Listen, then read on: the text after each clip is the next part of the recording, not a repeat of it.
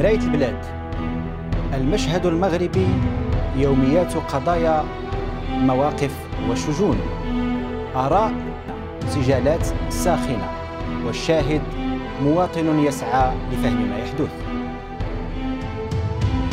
إلى مراية البلاد ننقل نبض حياتنا العامة في حضرة ضيوف هم صناع حدث، أصحاب رأي، فاعلون، مؤثرون ومراقبون. سياسة، اقتصاد، مجتمع وثقافة، رهانات ومآلات مغربية نشخصها ونستشرف اتجاهاتها في مراية البلاد.